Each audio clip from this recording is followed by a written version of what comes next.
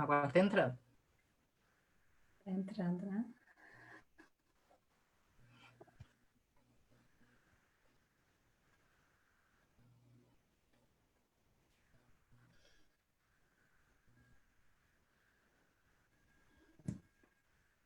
Entramos. Entramos? Entramos. Tá, vamos ver. Aham. Sempre tem probleminha tecnológico, mas a gente chega. É só uma demora, mas a gente já chega. Já tem gente me perguntando no Facebook. Já começou? Sim, pessoal, entramos agora. Entramos agora, peraí. Só ficar... É que é fuso horário, 5 horas de distância, eu e vocês. Claro. É isso. Mas só deixa eu deixar o nosso aqui conectado. Estamos ao vivo.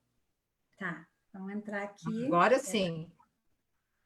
Bom, só deixar um pouquinho o pessoal chegar agora, já que a gente atrasou uns minutinhos. Ah, já estou aqui. Eu sei que para vocês é tarde, né? Não, não, sem problema. Não problema. Zero problema. Deixa eu já pegar aqui.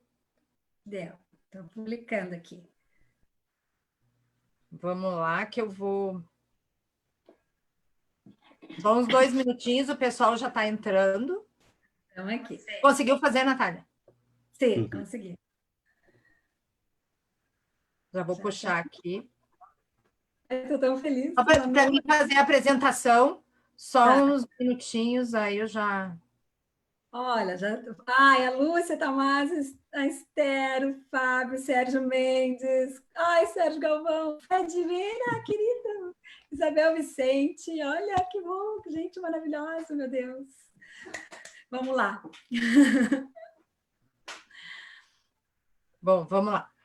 Vamos lá. Gente, hoje para nós é uma live muito especial, né? Deixa eu tirar o som aqui, senão eu vou... É uma live muito especial, que hoje a gente tem um convidado muito, muito especial. Para mim também, pessoalmente, é um grande prazer. É um grande prazer, uma honra, Manolo. Uma pela pessoa que tu é e outra pela amizade que tu tinha com meu pai. Isso é uma coisa que me puxa muito e... eu vou ler, depois eu choro, tá? Bom, sim. Vamos lá. Para todo mundo hoje, a gente está aqui com o Manuel Rodrigues. Manolo, né? Para mim, Manolo. Galego de Sarria, peregrino, jornalista, doutor em Ciência da Informação pela Universidade de Madrid e Santiago de Compostela. Trabalhou na imprensa e no rádio, em Madrid e na Galícia. Professor de Comunicação Audiovisual na Universidade de Santiago de Compostela. Colaborador de cursos internacionais na mesma universidade. Desde 92, trabalha como técnico de comunicação e cultura do Xacobeu, na Xunta da Galícia. Autor de livros de comunicação e do Caminho de Santiago. Entre os de cultura Jacobeu, escreveu Los Caminos de Santiago em Galícia, 2004. Os Anos Santos Compostelanos, Crônica de um Renascimento, 2004.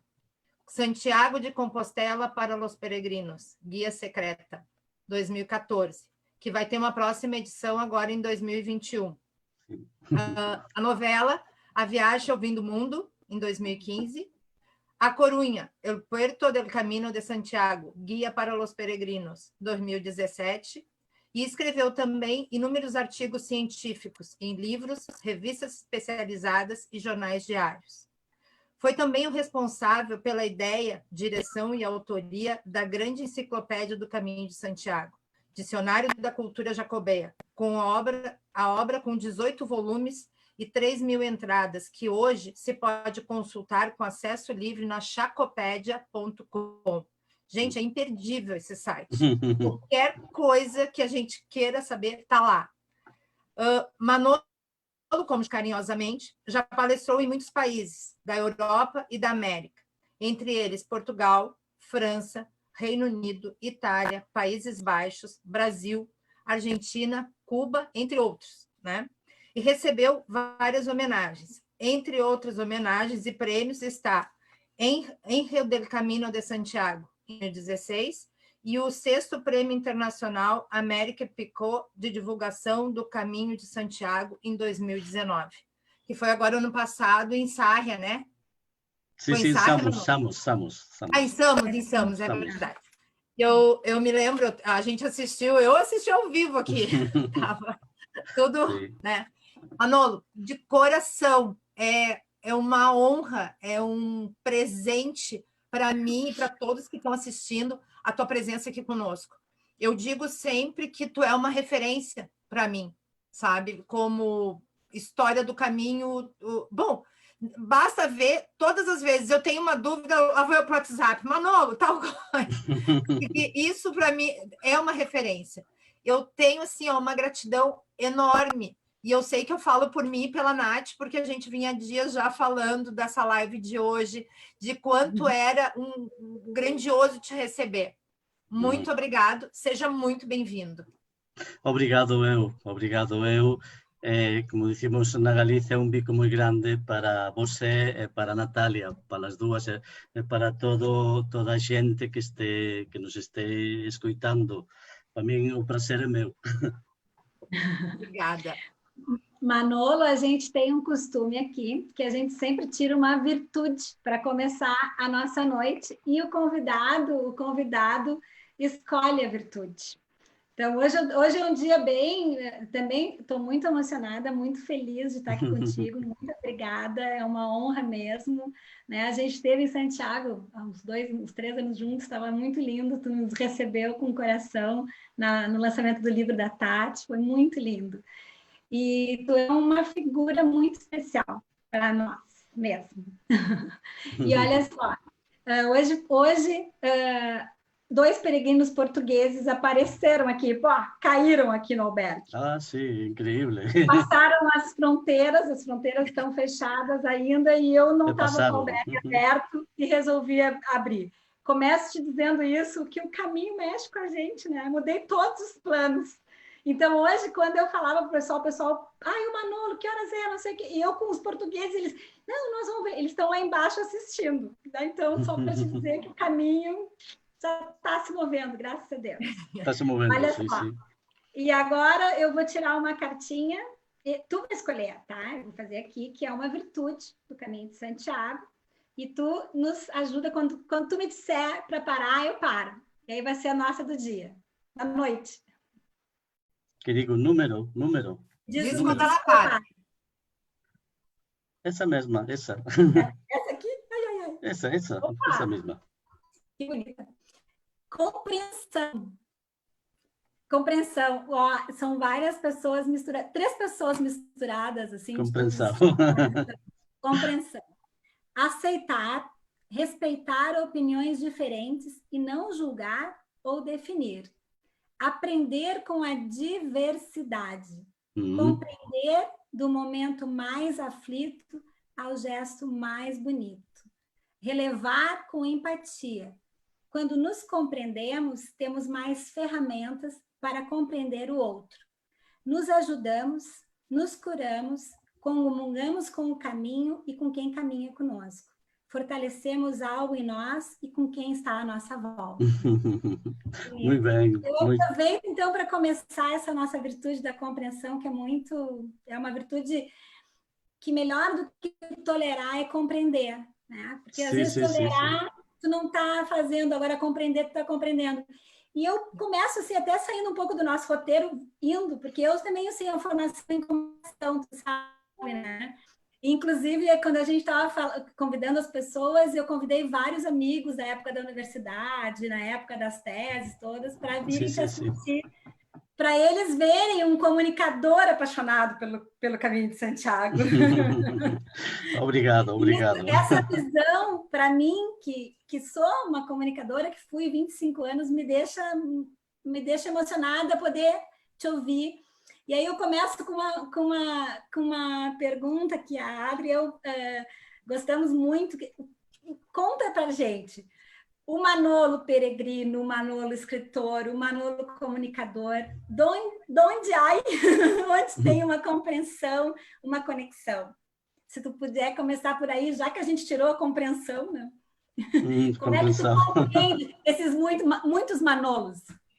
Sí, bueno, moitos Manolos que justamente procuran comprenderse uns aos outros. O Manolo que é peregrino, cando pode, que gustaríame moito ser máis peregrino, ter máis tempo para o camiño, ao mellor cando eu estea aposentado dentro de uns poucos anos, pois o camiño forma aínda máis parte da miña vida, pero eu procuro que a veces cóstame tamén comprenderme a min mesmo, pero eu procuro que todas as diversas formas da miña personalidade, o Manolo peregrino, o Manolo que escribe, o Manolo que é jornalista, o Manolo que traballa, o Manolo que é pai de familia, pois que todos confluan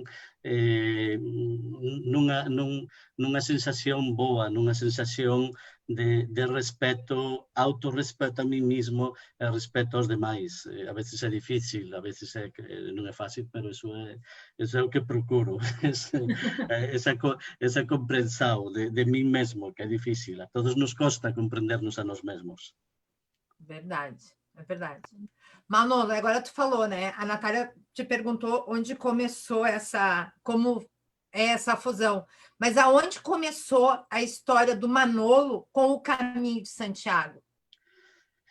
Sí, bueno, a miña historia vades vos quedar moito sorprendidas, porque eu xa teño moitos anos, xa teño 61 anos, entón a miña historia co camiño, se digo que empezou desde sempre, non minto, porque eu son de Sarria, do camiño francés. Sim. E máis aínda de Sarria son de Barbadelo, eu criei-me en Barbadelo, ao pé do camiño mesmo, o mellor estaba predestinado, non sei. Entonces, eu desde pequeno sempre conto, desde que tiña 10, 15, 13 anos, estou falando do ano 1974, 73, 72, que tiña 12, 13 anos, 11 anos, nós víamos por Sarria pasar peregrinos, víamos pasar moi poucos peregrinos, pero peregrinos do camiño, peregrinos casi sempre, en Sarria a xente non levaba sombreiro, mas os peregrinos iban sempre, casi todos, os que eu recordo, que son moi poucos, con sombreiro, eu recordo xente alta, debían ser pois alemanes, franceses, non sei, casi sempre eran solitarios, e recordo ver pasar 1, 2, 3 ao ano, como moito, ou anos que non recordo ningún. Entón, eso a nós marcounos, no ano 1975, no mes de junho, 9 adolescentes de xente de 15, 16, 17 anos, non tiñamos máis, decidimos facer o camiño imitando a eses peregrinos, a eses seres extraños que víamos pasar por Sarria, que apenas falaban español ou non falaban, que saludaban sempre moi amables, pero eles seguían. Entón decidimos nós tamén facer o Camiño de Santiago desde Sarria.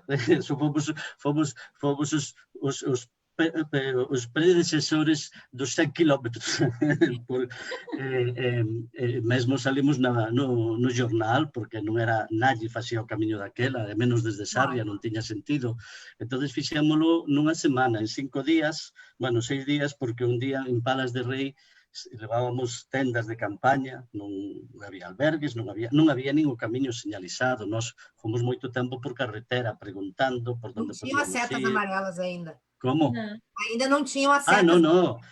Faltaban 10 anos para as fechas, para as setas, din vosés, non? Para as setas amarelas. Faltaban 10 anos. Eu tiña 16 anos, 16 ou 17, cando fixen o camiño. Entón, nós íbamos ca nosa mochila, cas nosas provisións, ca nosa comida, ca noso camping gas para facer a comida, as nosas tendas de campaña, absolutamente todo. Levábamos, non sei, cada un 15 ou 20 kilos de peso. De feito, costábanos moito.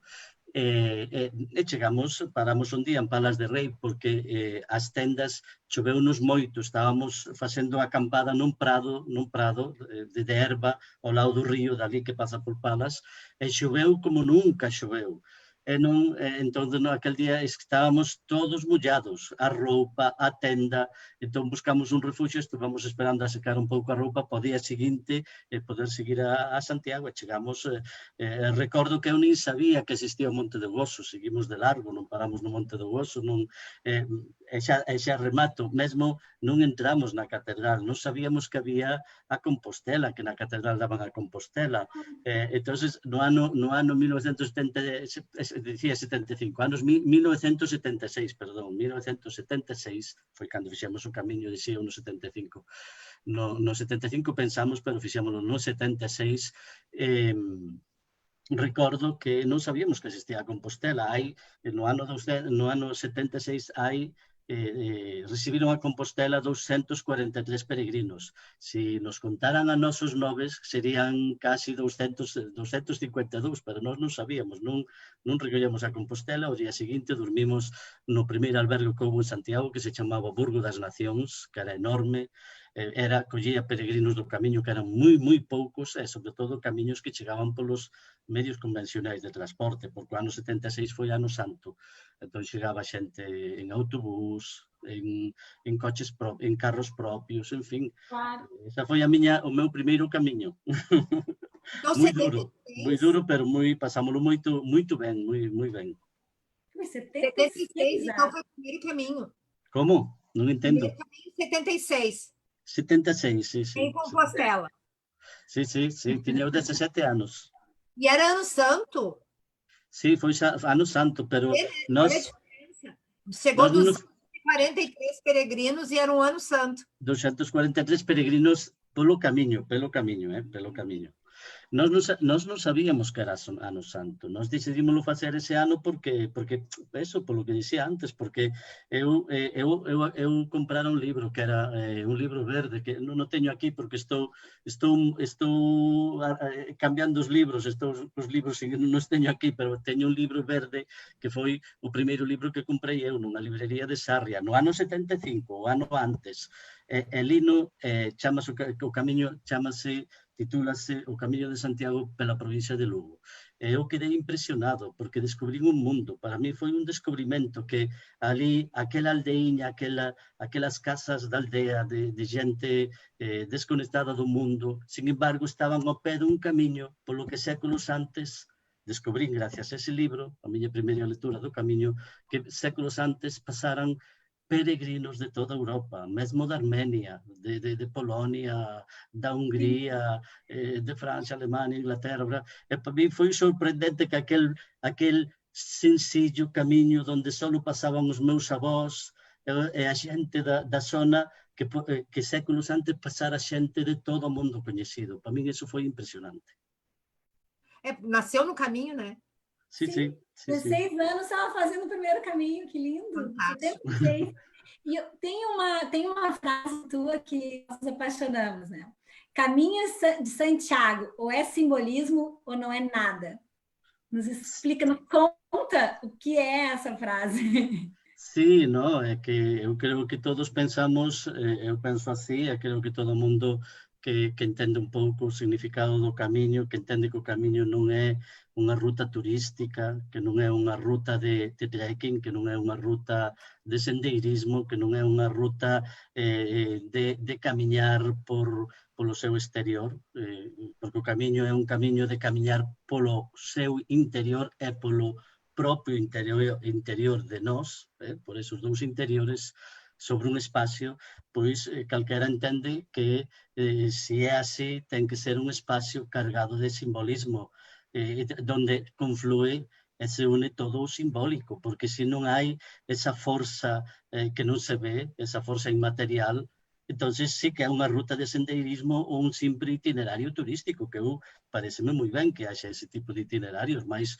o camiño ten unha historia milenaria, ten unha historia, cando pasamos polo camiño, como dicía eu antes, por Sarria, pasamos polo mesmo camiño que pisou xente durante séculos, xente de todo tipo de nacionalidades, de todo tipo de creencias, homes, mulleres, nenos, cabalos, burros, todo o mundo, carros, todo o mundo, carros de rodas, non de motor, en fin, todo o mundo pasou por aí, entonces é porque pasaban por aí, é porque viñan desde Armenia, porque a ese extremo perdido do mundo, onde non había grandes monumentos, onde non había unha civilización super desenvolvida, non había simplemente camiño, máis camiño. Por qué? Eso hai aí unha carga simbólica xa no seu propio orixe. Tu sabe que tu falou isso agora, eu me lembro uma frase que meu pai tem no livro, que diz assim, existem duas coisas. Uma é caminhar pela Espanha, a outra é fazer o caminho de Santiago. Sí, sí. São coisas, sabe? Pode ir só caminhar, mas tu pode ir fazer o caminho de Santiago. São coisas... Sí, distintas, son cousas distintas. As dúas son moito bonitas, moito boas, mas son distintas, son diferentes. Eu cando vou de turista non vou de peregrino, cando vou de peregrino non vou de turista, cando vou de peregrino quero unhas cousas, cando vou de turista quero outras. Ambas son boas, ambas as necesito, pero son situacións, contextos distintos, moi distintos. Se confundimos eso, malo, porque entonces o camiño perderá a súa identidade, o propio camiño non saberá quen é. Entón, se o camiño non se recoñece a sí mismo, nós tampouco vamos recoñecer o camiño.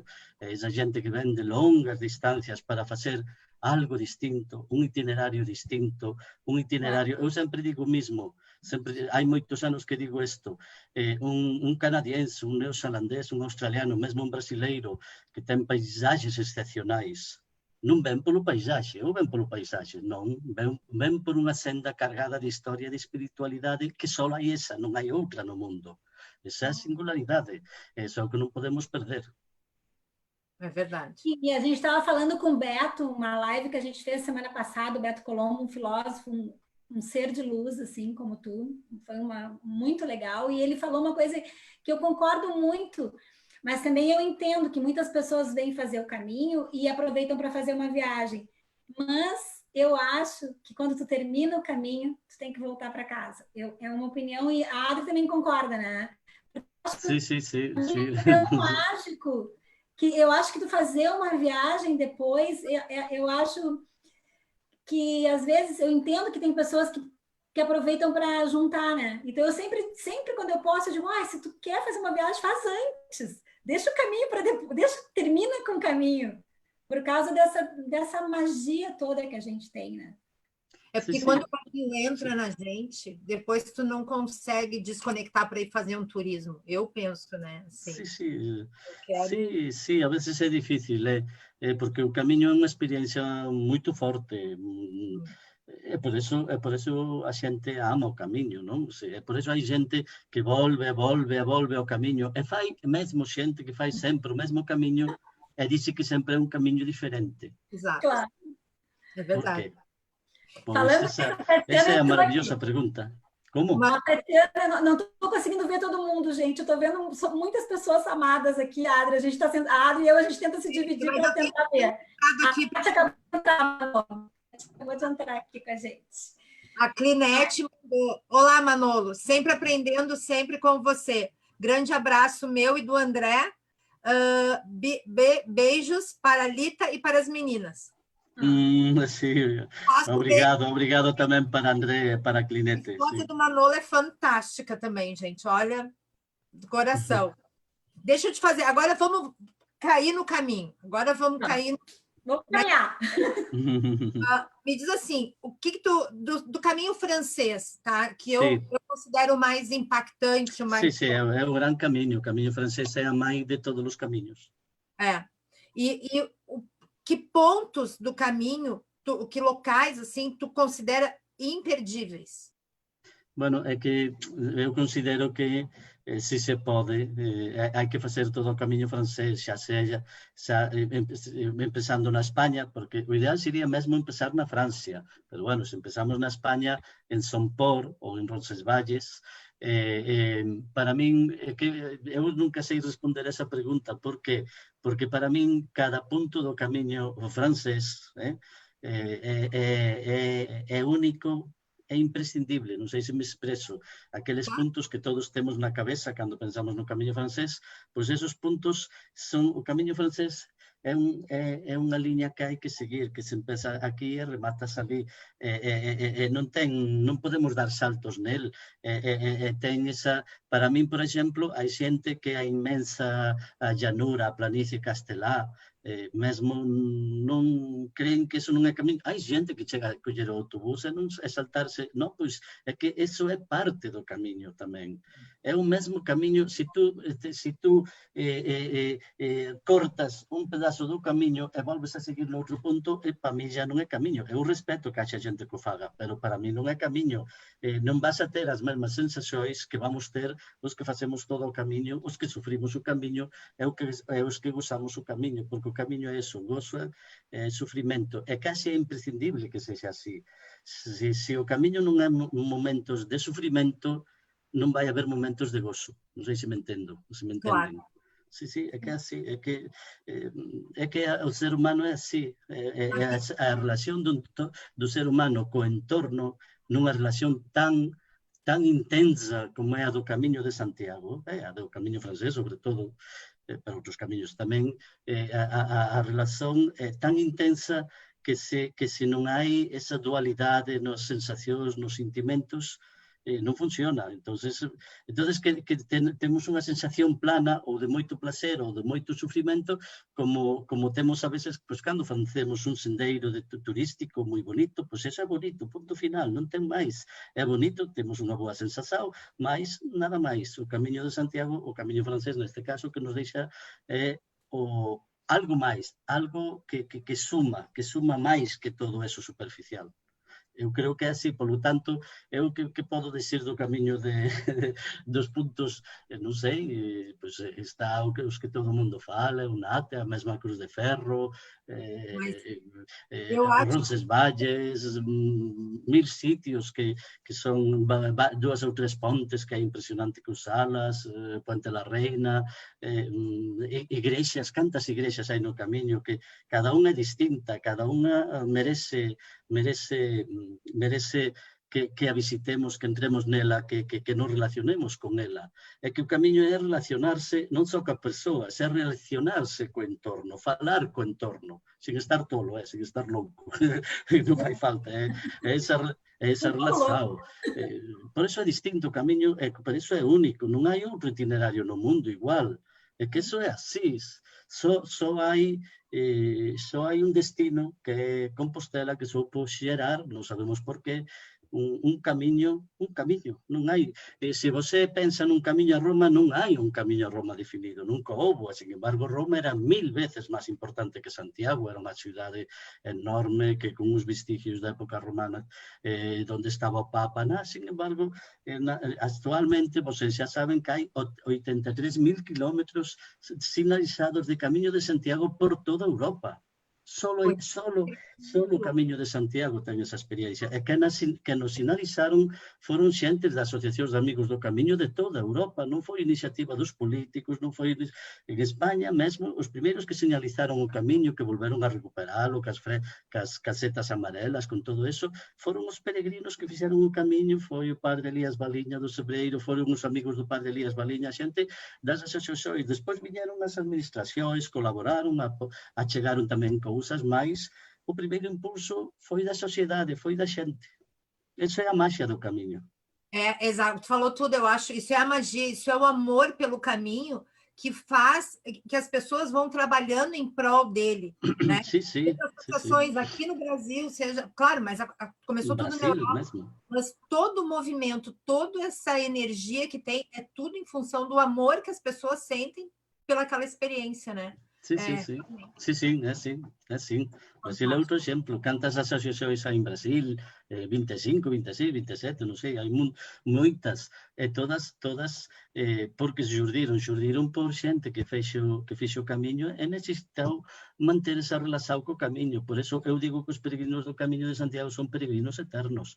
A maioría dos peregrinos da xente que fai o camiño queda por sempre unida a ese camiño, non se dá desprendido dese camiño, sinta a necesidade de seguir nese camiño aínda desde o seu país, Essas son as asociacións de amigos do camiño. Pero é que Adriana e Natalia, na Idade Media pasaba exactamente igual. É que na Idade Media pasaba exactamente igual. Na Idade Media, Europa, toda Europa, sobre todo a Europa Occidental, estaba chea de irmandades, fraternidades e confrarías de peregrinos. De peregrinos. Estaban formadas por homens e mulleres que peregrinaran a Santiago. E sentían a necesidade de manter esa relación do que normalmente casi sempre era a viaxe das súas vidas. Ir ao Finisterrae, onde o mundo remataba, onde estaba o apóstolo do fin do mundo, que era Santiago. Para eles era unha experiencia única. Entón, hoxe falamos das asociacións de amigos do camiño, que hai unhas 400 en todo o mundo. Ben, pois, máis de 400 confrarías e fraternidades do camiño chegou a ver por Europa. Na Francia, unhas 150. Só en Bélxica e Países Baixos houve, creo recordar agora, unhas 30 ou 40. É así, sumando. Alemania, moitas, mesmo Inglaterra, menos, pero tamén unhas 20 ou 30. Irlanda, 7 ou 8. A Suíça, Italia. Esse é un fenómeno único. Fantástico, né? Aí a gente entende o que nos move também, né? É uma magia, é uma magia. Sim, uma magia que não sabemos muito bem o que é, pero eu não quero saber o que é, eu não quero descobrir o que sinto, eu sempre digo que no caminho eu quero mais perguntas que respostas, eu no caminho eu não quero respostas, eu quero perguntas. Dizem-me muito mais as perguntas que as respostas. Manolo, o amor, já que eu gosto das virtudes, o amor é a resposta do caminho. Sim, o amor é a resposta no caminho. Deixa eu te fazer o amor, a emoção, é uma mescla de... É uma mistura de sentimentos, amor, emoções, sofrimento também. É complicado, mas é hermoso. Deixa eu te perguntar uma coisa que a gente estava conversando. Qual é a origem dos cruzeiros que a gente passa no caminho? Sim, os cruzeiros são uma singular... Há cruzeiros em muitos sítios, na Espanha mesmo se pode encontrar algum cruzeiro em Andalucía, no sul de Espanha, mas isso é um fenômeno mais bem próprio do noroeste da Península Ibérica, do noroeste da Espanha. A origem não está clara. A origem, em grande medida, é a cristianização das encruzilhadas dos caminhos antigos. As encruzilhadas eram lugares inseguros, porque os caminhos antigamente não estavam sinalizados, então, a vezes, as encruzilhadas eram um problema. Que caminho collo? Então, os cruzeiros, de alguma maneira, representavam esse xeito de ajudar a pessoa que passava por ali. É uma crença que entronca também com o mundo dos países atlânticos, o mundo dos países celtas, que se chama também, não? Está o Finisterre galaico, o Finisterre francês, o sur de Irlanda, o sur de Inglaterra, enfim, eram lugares que tinham este tipo de crenças vinculadas com os cruzeiros, que estão entre o elemento religioso e também o elemento mágico, de proteção do entorno. É um pouco a origem dos cruzeiros está aí, a maioria empezaram sobretudo a partir do século XV, XVI, algum antes possivelmente, bueno, foi um jeito da Igreja de rematar, de cristianizar a Galícia, porque os galegos eram bastante, eram crentes, pero eram crentes ao seu jeito, ao seu modo.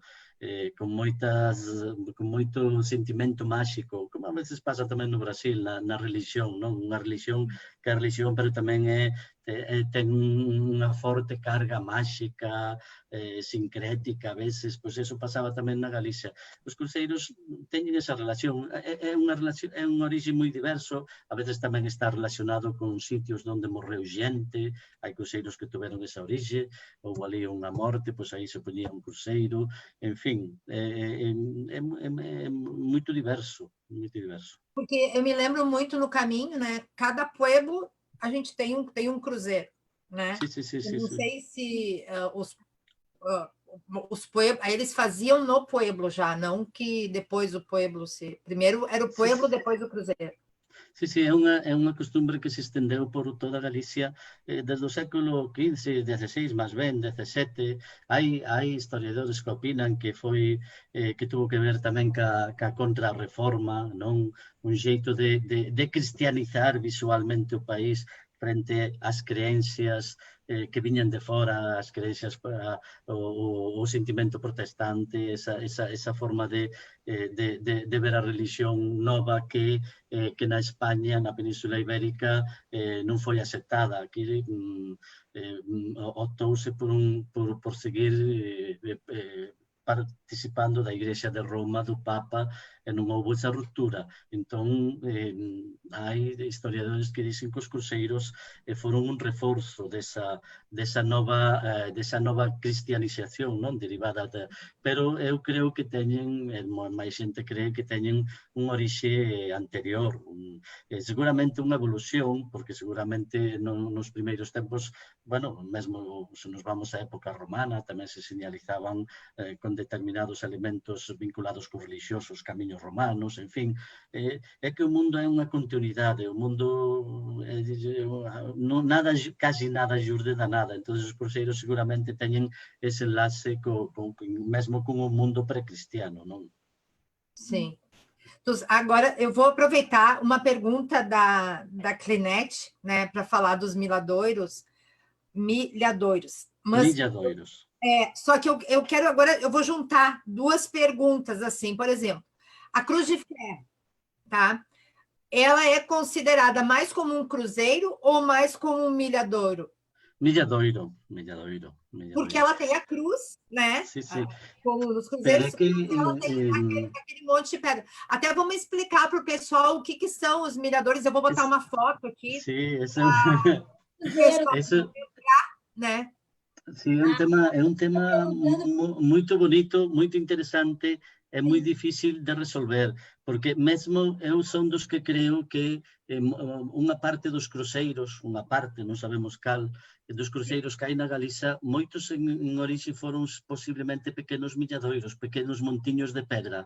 Para o pessoal lembrar que são aqueles montinhos de pedra que a gente passa pelo caminho. Sim, pois é possível, opino eu, que moitos cruceiros foran en orixe pequenos milladoiros, pero se falamos dos milladoiros, desos montiños ou montes moi enormes de pedra, é curioso, porque esos montiños de pedra son propios de todas as civilizações, hainos nos Andes, hainos no Himalaya, era un xeito do ser humano de vincularse, relacionarse co camiño. Para que? Para que o camiño non nos levase a morte, para que o camiño non nos levase a perder esas pequenas perdas que se ponían en determinados sitios simbólicos, sitios grandes alturas, sitios onde se vía a cidade a que un se dirigía, en fin. Sí, escoitas, Marli? Sim, estou escutando. Sí. Bueno, pois todos esos que na Galiza chamamos milladoiros ou que na España se chaman en español humilladeros, esos montiños enormes de pedra como a Cruz de Ferro que se está vendo aí agora, pois eran propios de distintas civilizações. Mas é curioso porque hoxe na Europa só quedan os milladoiros do Camiño de Santiago. Queda o gran milladoiro que é a Cruz de Ferro que perviviu. Por qué? Perviviu porque milagrosamente, de todos modos, porque este lugar nos Montes de León, que está a 1500 metros, pois era o punto máis elevado do Camiño de Santiago se vimos por Roncesvalles. Se vimos por Sompor, ali é ainda máis alto. O Sompor, nos Pirineos, ten uns 1604, 1605 metros de altura, pero dentro do Camiño francés desde Roncesvalles a maior altura era esta, e aí perviviu ese milladoiro. Era un lugar especialmente simbólico do Camiño. Era un xeito de que cheguei ata aquí con esta pedra, quero simbolizar a miña relación fraternal con este lugar para que este lugar me deixe chegar a Santiago, a donde vou. Os peregrinos antigos pedían tamén un deseo. Hoxe pedimos deseos, eles pedían tamén os seus propios deseos a esas pedriñas. Son lugares, para min, sagrados. E esos milladoiros foron cristianizados ca cruz que ten a cruz de ferro. Ten o pau largo, enorme, e arriba ten unha cruz de ferro, que, por certo, a cruz de ferro que vemos hoxe non é a original que estuvo desde o século XVII e XVIII. A original, se vocês queren vela, da cruz de ferro, que é unha cruz de ferro, justamente, está no Museo das Peregrinações da Astorga, que non sei se o visitaron, que calquer peregrino que pase por Astorga debe visitar o Museo das Peregrinações da Astorga. Ali está a cruz original da cruz de ferro. Pero había máis milladoiros, se queredes falamos deles tamén. Sim, porque... No propio camiño había máis milladoiros. Havia outros? Había moitos. O camiño estaba cheo de milladoiros. E hoxe, donde están renacendo os milladoiros? Donde están renacendo os montiños de pedra? Son no camiño. Porque o peregrino actual, antes ou despois de chegar á cruz de ferro, ou non vindo mesmo polo camiño francés e sin ver a cruz de ferro, non volve facer montóns de pedras. Non volve facer montiños de pedras. No Monte do Gozo, que era a primeira visión da cidade de Santiago, que sigue sendo a primeira visión das torres da Catedral de Santiago, estaba outro milladoiro gigantesco, outro montiño de pedras enorme. Temos relatos de varios peregrinos que se refieren ao enorme montón de pedras que estaba posiblemente onde hoxe está a estatua esta, unha estatua que a mí non me gusta, no Monte do Gozo. Eu creo que aí algún día haberá que recuperar o milladoiro que había aí, que tamén estaba rematado por unha cruz de ferro, que se perdeu, non se sabe onde está. É un milladoiro que se creese que no século XIX ou primeiros do XX destrozaron un milladoiro, non sabemos, posiblemente utilizaron as pedras para arreglar o camiño de entrada ao Monte do Gozo ou para despois. Esa memoria desapareceu. Mais você, se hoxe vai ao Monte do Gozo, se alguén non decidiu sacar as pedras, verá que os peregrinos volveron encher de pedras o monte. Mesmo o monumento, hai momentos en que está rodeado de pedras, todo o monumento rodeado de pedras. Mas não aquele do Papa. O do Papa, sim. Você vai ali, pero tem pedras firmadas por gente de todo o mundo, que eu non sei, de vez en cando parece que desaparecen esas pedras. Para mí parecen un atentado aos peregrinos. Esas pedras deberán cuidarse, preservarse, porque son a alma dos peregrinos que llegan a Santiago. Santiago ten que respetar aos peregrinos, ten que sentir un cariño especial por eles, porque existe gracias a eles. E eles son os que lle dan a alma. Santiago a veces costa, a cidade de Santiago a veces costa entender isto, ou pensa que os peregrinos son simplemente turistas que molestan, non? Hai xente que, en fin, ou queren que a xente dos bares que son veñan turistas maravillosos con bolsos de Hermès, non sei, é que iso, o peregrino é o mellor que ten Santiago, é a súa esencia, é a que proxecta no mundo. Turistas ten todo o mundo, peregrinos como isto só ten Santiago. Pero eu non entendo que non se entenda. Non podo entender que non se entenda. É unha cousa increíble, non? Bueno, pois tampouco podo entender que o Monte do Gozo non teña o seu milladoiro, que era a esencia do monte. Pois non, cada vez hai máis cousas, hai máis construccións, hai máis, incluso mesmo sitios para merendar, mas non está o milladoiro, que era a esencia do monte. Isto justamente é o que non está. É unha tristeza. Porque tem lógica, né? Tu levar a pedra contigo, não só para colocar na metade. Isso é incrível. E energeticamente a pedra é onde ficam muitas memórias. A pedra, a gente tem que saber se relacionar com as pedras, né? Tem um simbolismo nisso, né? Fazer pontos. É um simbolismo da relação com o entorno, simbolizado numa pedra que permanece. E iso a min maravíllame, asómbrame, e non podo entender que non se recupera o milladoiro do Monte do Gozo, pero os propios peregrinos están recuperando. Están nos dicindo, por favor, queremos este milladoiro aquí. Pois non, Santiago non quere... Mas então já vamos lançar o aqui. para todo mundo que está nos assistindo no próximo caminho, levar a pedra até o Monte do Gozo, Sim, sim. e deixar ali, já a minha, pode deixar comigo, que eu já vou contribuir com algumas pedras. Eu teño unha pena, porque non teño aquí, pero eu teño varias fotos en momentos distintos que teño subido ao Monte do Gozo. A veces é que hai miles e miles de perdiñas rodeando o monumento do Papa, pero hai ao lado da capela, hai outro pequeno monumento, hai un monolito que tamén os peregrinos poñen pedras por todos os lados. E hai xente que non entende eso. Eu non podo entender que non se entenda eso. Se non entendes eso, non sei, é que o mellor é que non tes unha alma suficientemente grande, non? Porque Mas quando tu vê os montes... forma parte da cultura mundial de todos os tempos. Lógico. Manolo, quando tu vê os montes de pedra, eu vejo aqui o caminho, porque aqui até Non entendo, Natália, non entendo. Falhou, Nath.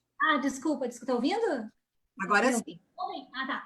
Aqui no caminho mesmo, de Puente la Reina até Aziral, que já tem muitas pedras e tem uns pequenos monumentos super bonitos que tu vê que as pessoas, porque os peregrinos começam a fazer um estimula o outro, né? É uma coisa muito, tem uma emoção o monumento da pedra, parece que a pedra está falando contigo. Sim, então, sim. Não precisa tu entender muito. Se tu estiver num caminho caminhando e tu olhar as pedras empilhadas, não precisa falar nada, só se conectar, porque tem uma simbologia, tem uma energia.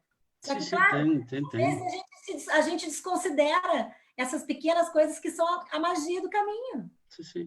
Non, claro. Por eso, Natalia, eu non entendo que haxa xente que non entenda estas cousas. E haxa xente que pense que mesmo esas pedras son basura. Hai xente que pensa que eso é lixo, que eso é para tiralo, que é algo que está ensuciando a paisaxe. Non, eso forma parte da historia da humanidade. Mesmo hai 3.000, 4.000 anos no Himalaya había milladoiros, había montiños de pedras, siguen existindo. No camiño xurdiron, ningún peregrino medieval se extraña desos montiños. Ningún peregrino medieval dice hai que sacalos daqui, ningún peregrino, é máis, o que facían os peregrinos medievais é poñer a súa perdiña, e nós somos a conexión, somos os seus herdeiros, vamos destruir a súa herencia, non estamos autorizados a eso, seremos moi malas persoas se o facemos. Eu vexo así, acho que ten que ser así, non sei.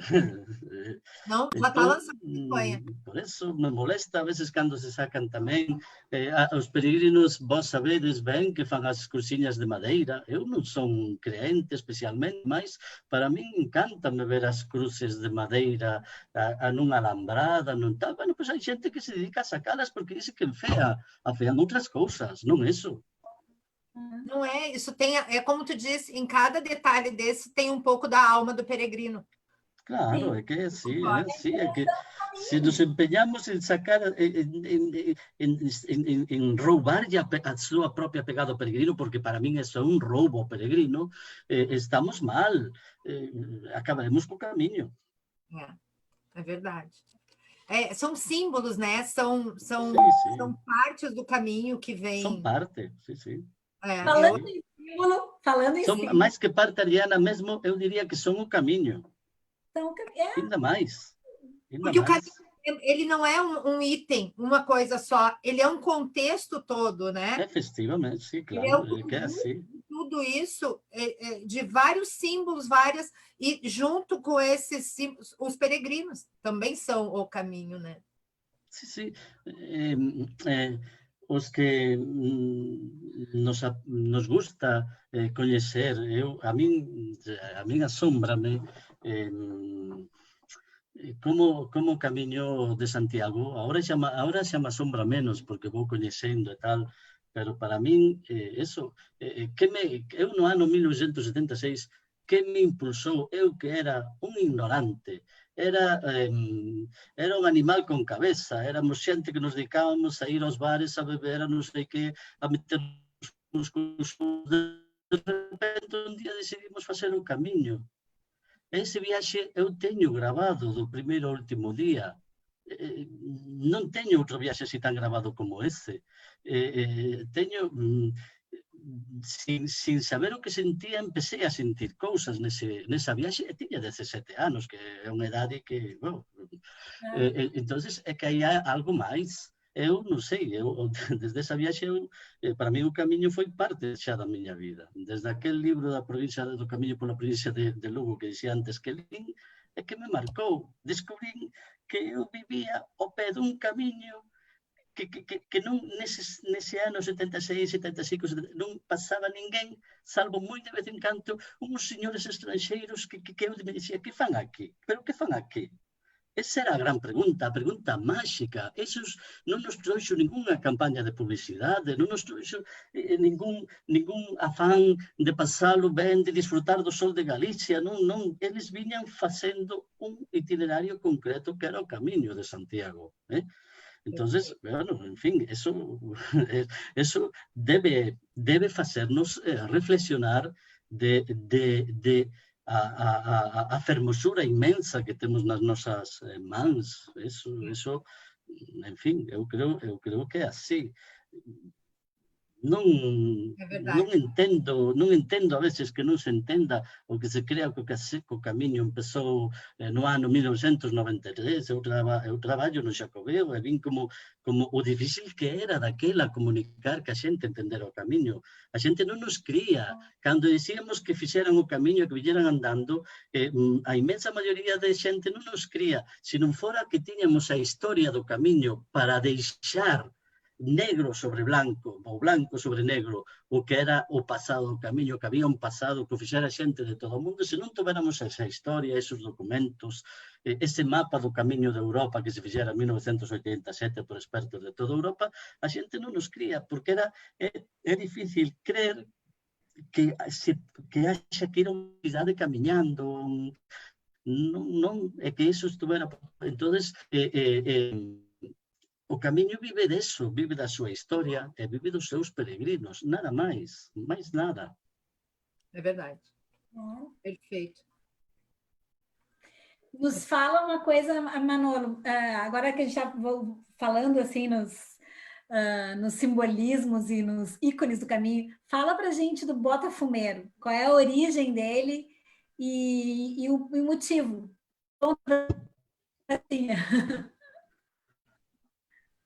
Não entendi, Natália. Outra coisa forte para mim no Caminho, né? Acho que tu não me ouviu. Como? Não entendi. Vou repetir. Entendi, Natália. Será que eu coloco... Tu está me ouvindo bem? Vocês estão me ouvindo bem? Não, eu só fui ligado à internet. A ver. Eu quero saber, nos fala sobre o Botafumeiro. Nos conta a origem do Botafumeiro e por que o motivo do Botafumeiro. Sí, bueno, o Botafumeiro, que é un incensario enorme, grande, porque grande era a catedral de Santiago. O Botafumeiro non sabemos cando se orixinou. A referencia documental máis antiga que temos está nunha nota ao marxe no Códice Calistino, e esa nota é de creo recordar, de 1322, do século XIV, mas é posible que fose anterior. E tiña unha doble simboloxía, posiblemente a simboloxía original era de purificación espiritual a través do incienso, que tiña ese sentido, mais co tempo o propio olor forte e agradable tamén, singular do incienso, fixo que tamén tuvera unha segunda función, que era a de purificar materialmente o ambiente, porque donde se reunía xente que non viña desde a cidade de Santiago, senón que viña ao mellor de 30, 40 kilómetros atrás, e levaban, evidentemente, na Idade Media non existía o sentido de limpieza corporal que temos hoxe. A xente non había bañeiros, nin chuveiros, nin todo eso. Entón a xente, evidentemente, viña co seu sudor como se fora a súa propia mochila, non? Formaba parte del mismo. Entonces, podemos imaginar cando se xuntaban miles de peregrinos na catedral, o olor é inmenso. Entonces, o Botafumeiro, que vai pola nave de norte a sur e de sur a norte, axudaba a purificar ese espacio, justamente, porque os peregrinos, onde se concentraban na catedral? Hoxe, que a catedral medieval non era como é hoxe. A catedral medieval tiña un coro pétreo precioso que ocupaba a nave central, a nave que mira ao oeste. Entón, os peregrinos para ver o altar maior e para circular no entorno do presbiterio reuníanse na nave norte, a da Xavechería, a da Praza da Inmaculada, e na nave sur, que era a nave de praterías, por donde saían a cidade. Normalmente entraban pola nave norte, pola porta da Xavechería ou se chamada na Praza da Inmaculada, e salían pola Praza de Praterías, conectaban en praterías ca cidade. Hoxe, tristemente, o circuito é ao revés, pero bueno. Entón, onde estaba o Botafumeiro? Justamente ambientando as dúas naves onde se concentraban os peregrinos, nese entorno, mas no entorno do altar maior, para dar a preta, o abrazo ao apóstolo Santiago detrás do altar maior. Entón, por aí circulaban os peregrinos e era justamente onde funcionaba o Botafumeiro. Ese é o sentido que tiñan, senón o mellor hubiera funcionado pola nave principal. Entón, o Botafumeiro é eso, ten un orixe medieval, como mínimo é do século XIV, e tuvo ese doble, e ten ese doble sentido de purificación espiritual do peregrino que acaba de chegar, e tamén de purificación material para combatir un pouco os inmensos olores de todo tipo que se concentraban na catedral, porque hai que pensar que no medievo os peregrinos, vocês xa saben, que chegaban á cidade, a primeira noite, mínimo a primeira noite, facían vigilia na catedral, e pasaban mesmo a noite na catedral. E a catedral estaba chea de xente, de animales, mesmo de animales, en fin, que iban e viñan, porque as portas da catedral estaban abertas noite e día. Entón, esa concentración de todo tipo de cheiros, de cheirumes que se concentraban nas naves, nesas dúas naves, sobre todo a catedral, o Botafumeiro axudaba a combatilos. Pero tamén é importante dizer que o Botafumeiro máis ou menos era como hoxe, porque o Botafumeiro solo funcionaba de vez en cando, sobre todo nas grandes solemnidades. Non era que se sepa, polo menos non hai documentación de que funcionase todos os días. Todos os dias. Sim, porque havia necessidade. Quando tinha mais concentração, ele se fazia ainda mais necessário, né? Claro. Perfeito. Pero o sentido, sobre todo, non foi de purificación do ambiente, era un sentido de purificación espiritual, como hai os incensiarios que hai en outros santuarios, ou sea, era esse. Perfeito. Ô, Manolo, agora tu falou isso, né, dessa concentração de peregrinos que tinha, e que eles não tinham mochila, não tinha essa higiene que a gente tem hoje, né, e que vinham com as roupas e o Botafumeiro. Uma vez eu subi nos telhados da catedral, tá? Sim. E lá em cima eu vi com uma caixa, assim, de concreto, né? Construída, e tem a imagem de um cordeiro. Sim. Uhum. Por que essa caixa? É bem nos telhados. Hoje não está dando para subir, mas isso foi, acho que, 2013 que eu subi, e a gente tinha uma caminhada em cima dos telhados. No 2013 era o acesso livre, non había que pagar, non era, porque creo que se empezou a pagar no 2007 ou 2008. Bueno, pois a Catedral de Santiago foi concebida, nasceu como unha catedral de peregrinação, por eso na Catedral de Santiago non se cobra a entrada.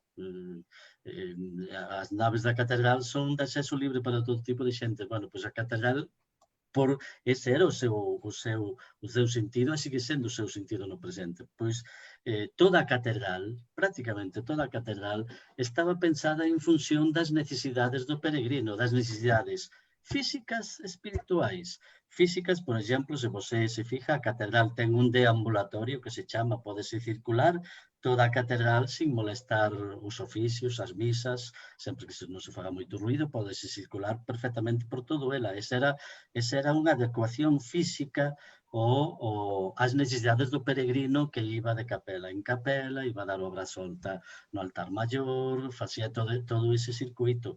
E, como dicía antes, moitos peregrinos, moitísimos, a inmensa maioría, por non dicir todos, facían polo menos unha noite de vigilia na catedral. había mesmo peleas. A catedral tuvo que ser consagrada varias veces, porque os peregrinos peleaban entre eles por ver quen estaba máis cerca do altar maior e do sepulcro do apóstolo. Había pelexas, debía ser algo impresionante, debía ser unha película impresionante se hoxe se fixera algo así. Bueno, entonces o que iba, entonces esa cantidad de peregrinos que se concentraba en determinados anos, pois facía que a catedral tivera que dar servizo. Entonces, moitos peregrinos desos que dormían na catedral, que facían vigilia na catedral, e non podían situarse no contorno do altar maior, do presbiterio, que facían? Pois espallábanse, repartíanse por o resto da catedral. A catedral, se vocês se fixan, ten o que se chaman as tribunas, que están no piso superior, que se pode tamén circular como perfectamente se pode circular polas naves. Un circuito completo a través das naves da catedral. E aí dormían tamén os peregrinos. Pero é que en tempos dormían tamén no que você dice o teito, o tellado, que máis ben o término que guarda polo sentido que teñen é cubertas. As cubertas, o teito da catedral, como é hoxe, era de lousas de granito, de bloques grandes de granito que permitían, tiñamos un sentido parecido ao que sería unha suave escaleira en pendiente. Entón, os peregrinos, nas noites de moito calor, porque os peregrinos viñan sobre todo na primavera, no outono, e a veces tamén no verán, aínda que facía máis calor. Entón, dormían, simplemente, eles querían pasar a noite na catedral, pois se non podían dormir ao lado do presbiterio, se non podían pasar a noite ao lado do presbiterio, pois pasaban nas tribunas, e se non podían pasalas nas tribunas, pasaban aínda máis arriba nas cobertas, e dormían ali fora, pero dormían na catedral, ou estaban na catedral pasando esas horas. Entonces, xurdiu, vou a responder xa, o que lle chaman a Cruz dos Farrapos, que é ao que se refería a Adriana, que é unha cruz medieval, moi bonita, de estilo casi griego, das cruces griegas estas, ou visigótica, como se dice na España. Esa cruz ten unha especie de pía, de pilar, de recipiente, donde os peregrinos queimaban mirando ao oeste, mirando ao fin do mundo. Posiblemente por eso está aí, porque a visión do fin do mundo, da outra vida, aí era perfectamente visual. Ao final, enfrente estaba Fisterra, estaba o fin do mundo, esa relación que tiña o peregrino medieval co fin do mundo. O fin do mundo era o fin da terra, era tamén a simbolización do fin da vida. Entonces, pensando nesa vida mellor, nesa outra vida que iban a ter, que estaba donde remataba o mundo, donde remata este mundo, para a lógica medieval empezaba outro mundo, o mundo do máis alá. Pois aí, frente ao mundo do máis alá, no lugar máis alto da catedral, queimaban esas roupas vellas que eles traían da peregrinación para simbolizar, volvemos aos símbolos do camiño, para simbolizar o inicio desa vida, desa nova vida que empezaba donde remataba a Vía Láctea, donde remataban as estrelas, porque para o peregrino medieval a Vía Láctea sabía que parece que vai, que dá a sensación de que vai tamén de este a oeste, donde remataba a Vía Láctea, que eses puntiños que brillaban na Vía Láctea para eles eran almas da xente que iba xa camiño da outra vida, pois para eles simbolizaban, con esa queima simbolizaban a queima que se fai hoxe en Fisterra, que ten un sentido parecido. Pois ese era o significado desa cruz co seu recipiente, aí que queimaban a roupa, ou a veces o que facían era deixaban na propia cruz, porque ao mellor a roupa necesitaban, porque evidentemente a roupa non sobraba, entón deixaban como un acto de purificación a roupa colgada na cruz. O día seguinte ou 2 días despois volvían a coller a súa roupa, pero se podían, ou se a catedral, dícese, contas, aunque eso non está moi ben documentado, que a catedral, a veces, cando a catedral tiña medios, a determinados peregrinos que queimaban a roupa nese acto de purificación, dabanlle outra roupa nova. Esa era unha simboloxía moito forte, moito intensa para eles. Na verdade, a queima da vida mala, da vida bella, para empezar a vida nova. Esa era a Então, simboloxía da Cruz dos Farrapos, que é o recipiente ese. sim, aquela. Então, tinha queima de roupa lá e também em Finisterre, ou Finisterre foi depois? Eu sempre digo que en Finisterre habería que facer unhas catas arqueolóxicas, porque non está demostrado que fora donde hoxe fai a queima a xente, non está demostrado que aí os peregrinos queimaran a roupa, non está demostrado. Hai teorías tamén que dicen que facían donde estaba o eremitorio, a capela de San Guillerme, saben vocês, que está un pouco antes, que hai quen sostén que ali estaba, que é casi o punto máis alto do monte, porque Fisterra, saben que vocês que Fisterra é un monte enorme, como unha pequena península que se adentra no mar, e o cabo non é o punto máis alto, o cabo é só a conclusión do cabo, valga a redundancia. O punto máis alto está antes, está como 1 kilómetro antes, máis ou menos, ven a coincidir, non exactamente, porque ainda hai outro punto máis alto, pero ven a coincidir ca ermita, ca capela de San Guillerme. E aí hai quen dice que aí estaba o altar ao sol, o altar, o Aras Solis, que era tamén aí onde xustamente farían as queimas. Aunque tampouco está, as prospeccións ecolóxicas que se fixeron non acabaron de evidencialo. Pero esa é a relación. Hoxe a xente necesita facer esa queima en Fisterra. Eu sempre digo, se hoxe sabemos que en Fisterra non acaba o mundo, por que a xente sigue tendo esa experiencia tan intensa en Fisterra? Pois volvemos ao mesmo. É a singularidade do Camiño de Santiago. Os peregrinos antes do descubrimento da América iban a ver o fin do mundo, e despois do descubrimento da América seguiron indo a ver o fin do mundo. Hai moitos relatos de peregrinos que además incluyen mesmo no título dos relatos que nos deixaron, e sempre suelen poñer no título tamén Fisterra, e a veces mesmo Muxía tamén. Sim, fantástico. Sabe que eu ia perguntar, e Manolo, a gente sabe que alguns dos paradouros agora, eles foram antigos hospitais, né, de peregrinos. Sim, Como é que funcionavam em hospitais por isso a palavra hospitalidade, né? Até o meu filho, ele estuda aqui em Puente la Reina, no Colégio dos Reparadores, que ele foi um antigo hospital muito conhecido. Então, eu queria que tu nos contasse um pouco da origem da palavra hospitalidade e esses antigos paradouros que foram... É curioso, porque hoxe os hospitais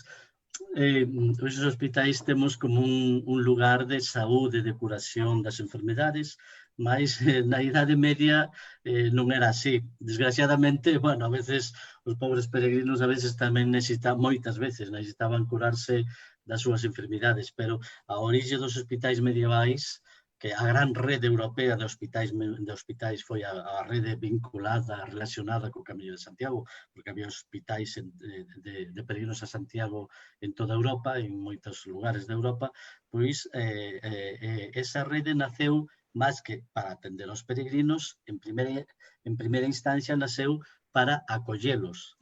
Se falamos da acollida, pois ben, na Idade Media, tamén os hospitais de peregrinos, que eran casi todos gratis, gratuitos, non había que non cobraban, a maioría, pois eran para acoller a ese peregrino que estaba en tránsito, camiño de Compostela, e que necesitaba facer noite en algún lado, necesitaba un teito por se chovía. Entonces, ese foi a orixe dos hospitais e da palabra hospitalidade. Hoxe, cando utilizamos a palabra hospital, ten un sentido, e cando utilizamos a palabra hospitalidade ten outro completamente distinto. O hospital hoxe é un lugar para a saúde, e a hospitalidade é unha relación entre xente que acolle. Ese é o sentido. E despois hospitais de peregrinos,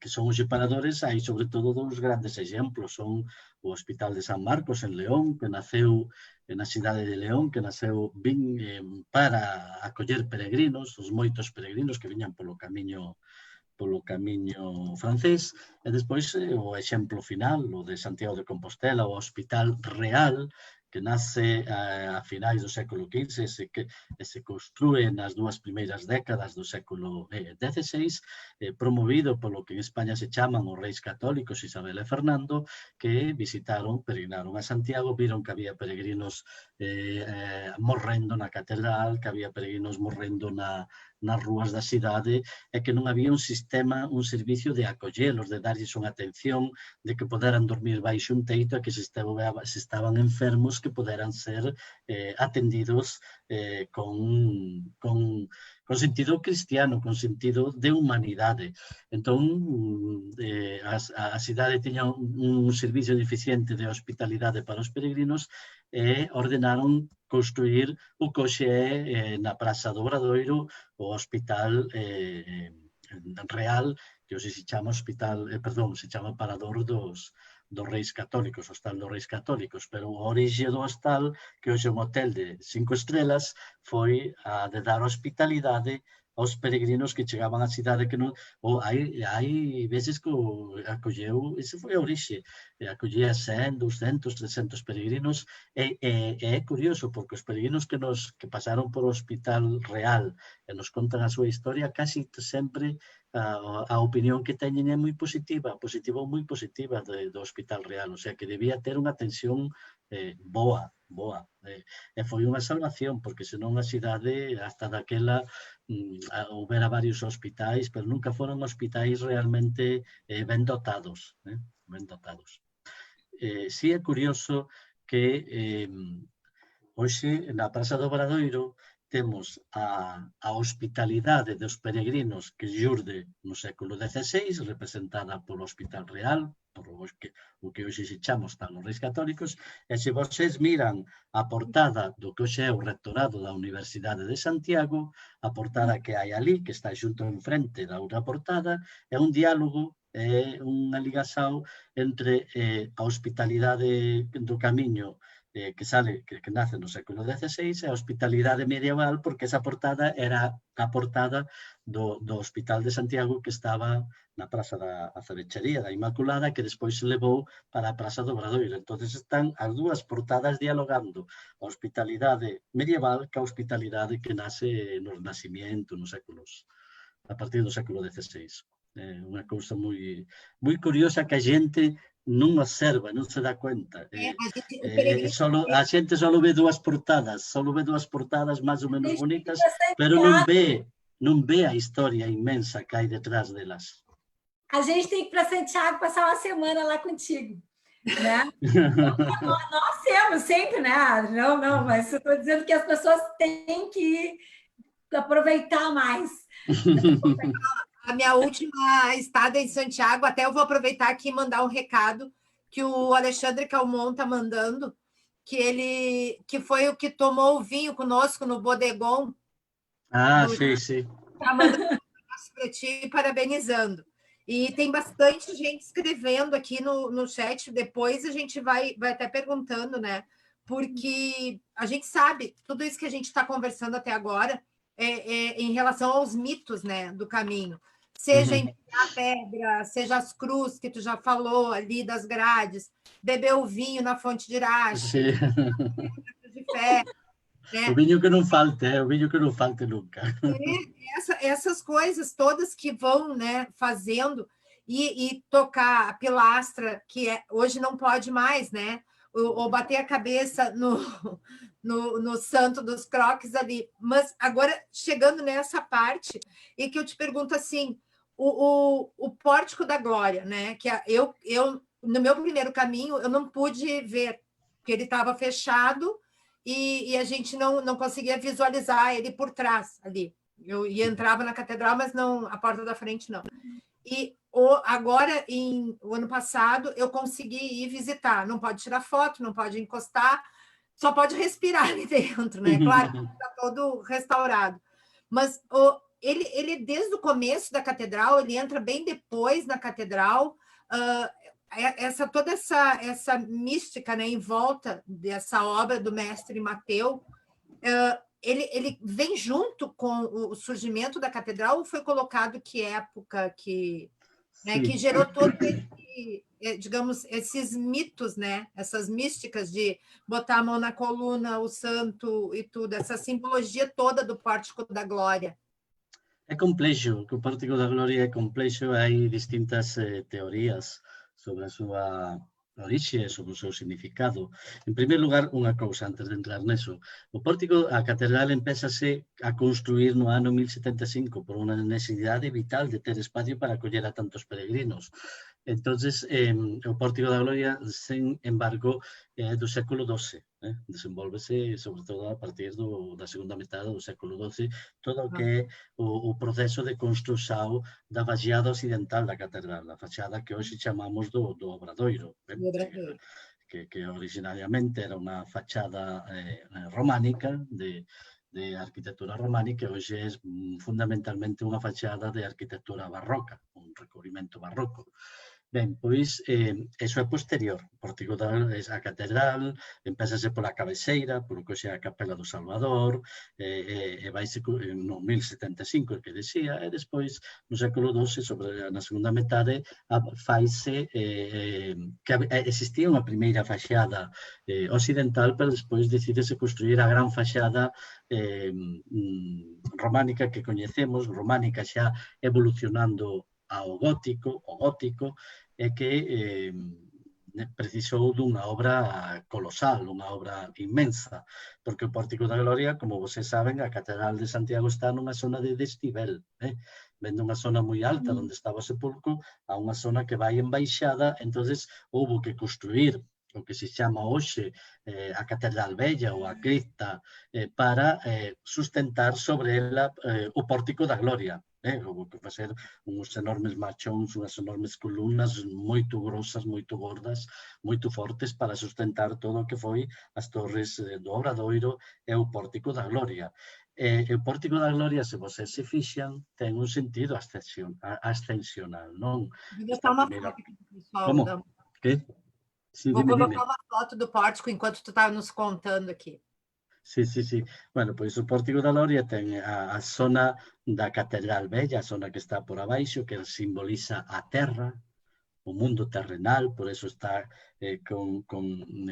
está rematado por unha representación da terra e outra representación da lúa, e despois xa na nave álzase o que aquí vemos na foto, na imaxe, o que é o Pórtico da Gloria en sí. No Pórtico da Gloria, como decía antes, hai distintas interpretacións, basicamente dúas. Para un historiador tan importante da Catedral de Santiago como foi López Ferreiro, o Pórtico da Gloria é a porta do céu, é a porta que enlaza esta vida ca outra vida, ca vida futura, ca vida eterna, ca vida do máis alá, é ese punto de enlace. Por eso ten ese sentido ascensional. Vimos do terrenal o divino, o sagrado, o celestial. E despois hai outra versión máis cruda, que tamén se pode, é aceptable, porque o Pórtico tamén se pode ver desde ese punto de vista, que representa o xuicio final.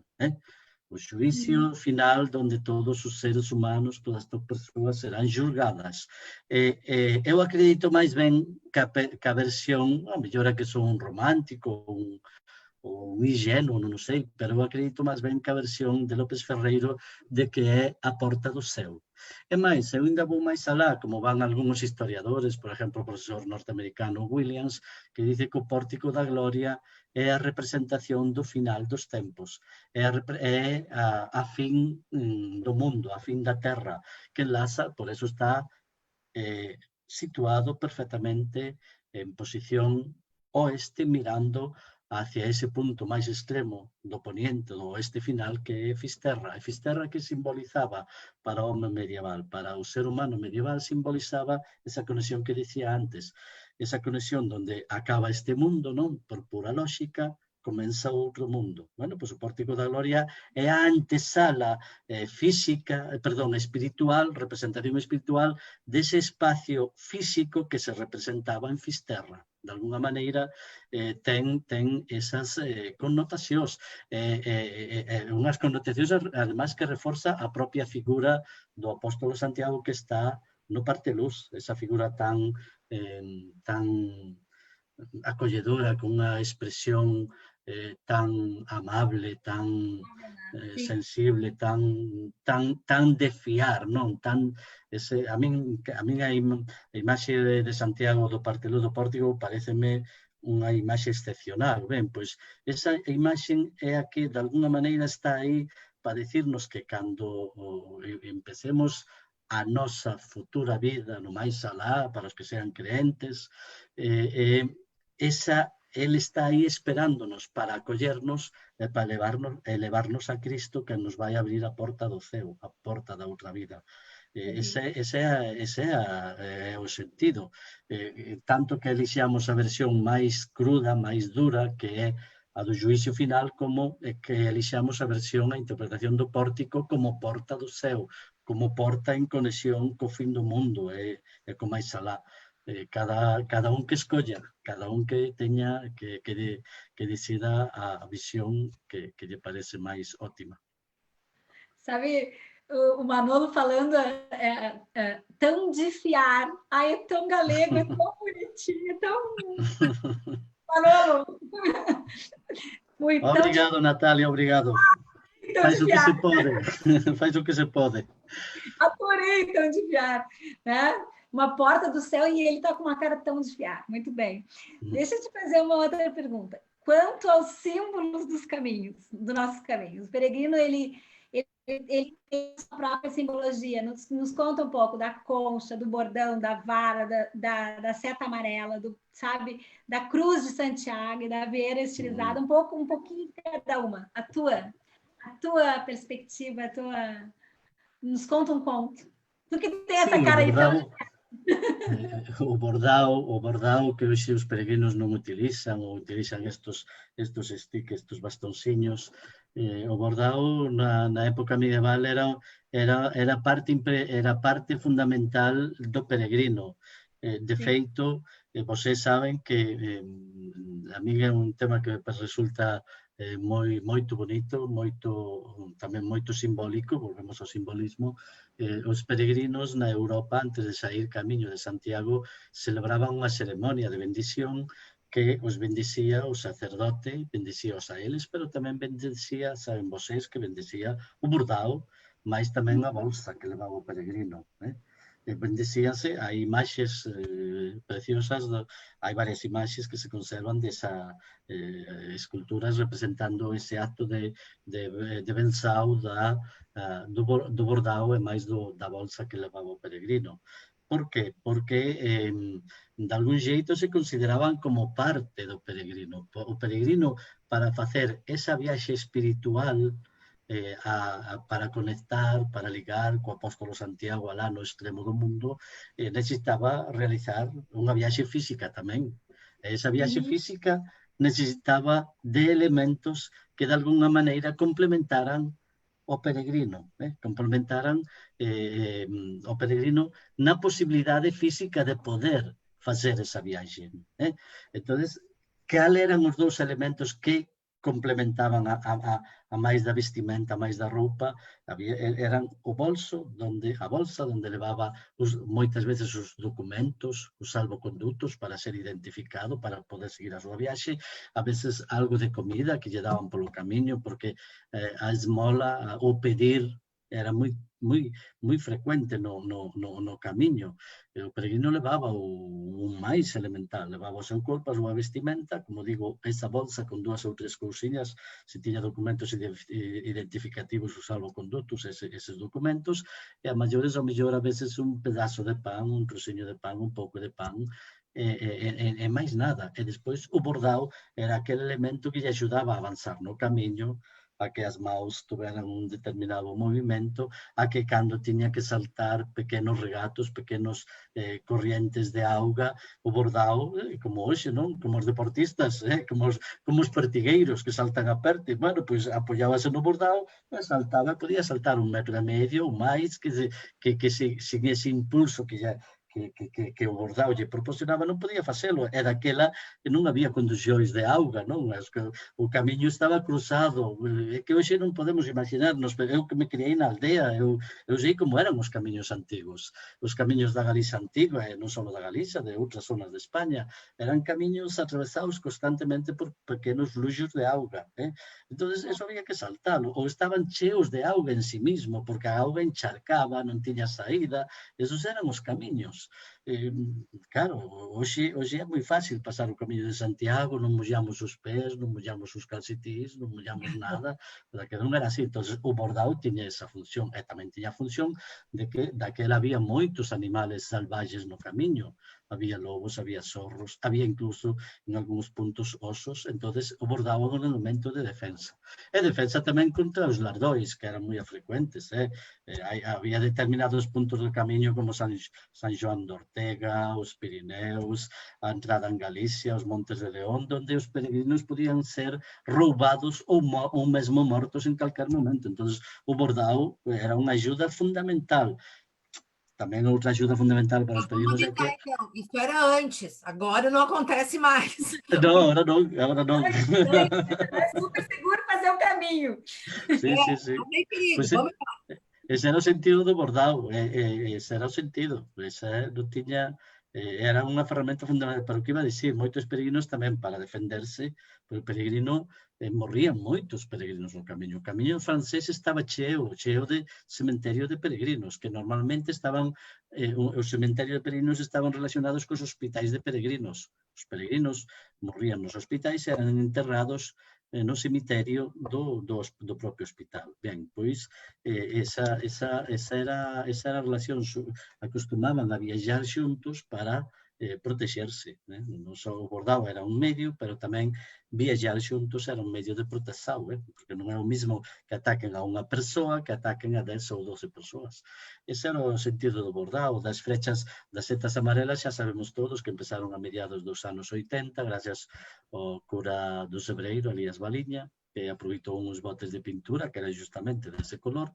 Era simplemente para señalizar o camiño que eu fixen no ano 1976 e que non tiña flechas, e que por eso, como non estaba sinalizado, fomos pola estrada moitas veces, moitos tramos fixémonos pola estrada, porque nós e os peregrinos estranxeiros que tamén facían o camiño, que eran poucos, pero entonces, gracias a Elías Baliña, que foi o primeiro estudioso do camiño sobre o terreo, ele empezou a poñer as flechas que fan que os peregrinos non tiveran que ir pola carretera, senón había que ir todo o tempo pola estrada, non había outro xeito.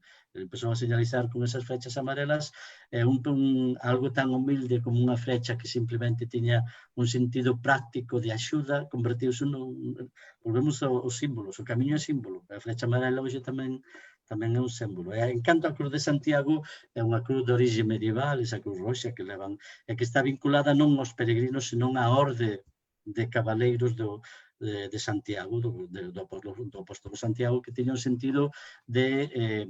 sentido hospitalario, de axuda aos peregrinos, pero sobre todo, moito máis que eso, tuvo un sentido de loita contra os musulmáns que ocupaban a península. Houve varias órdenes militares, a de Santiago foi unha das máis importantes, tuvo tamén algún hospital de peregrinos, pero sobre todo a Orde de Santiago dedicouse a loita contra os musulmanes, foi a súa tarefa principal, e daí nasceu a figura que se desenvolveu xusto gracias á Orde de Santiago, do Santiago Cabaleiro, o que outros chaman de mal nome o Santiago Matamouros, en fin. Esa é a realidade da Cruz de Santiago. Non sei se había máis cousas, esa flecha, a seta, a cruz, o bordado, o bolso, enfim. Os outros a gente já falou. A Vieira você já falou. Não, essa aí eu tenho uma dúvida mesmo. Essa vieira estilizada, né? Deixa eu até botar a foto para o pessoal. Sim. A vieira estilizada, Manolo, ela surgiu bem recente. Deixa eu botar. A que vieira te dizes? Peraí. Aqui, ó. Essa vieira. Já vai entrar porque é as do delay. Bueno, sí. Esa vieira, sí, é moi fácil. Tem esa, 9. estás aquí, Adriana, no quilómetro cero, en Fisterra, Aí cá. Olha que a cara Esta, Felicidade, eu digo. sí, está uma foto muito bonita. Bueno, pues sí, esa vieira que estás sinalizando, indicando, esas Jordi, saben vocês que no ano 1987 o Camiño de Santiago foi declarado o primeiro itinerario cultural da Europa, saben vocês, no ano 1900, foi cando se fixo o primeiro mapa que identificou as antiguas rutas de peregrinação a Santiago por todo o continente.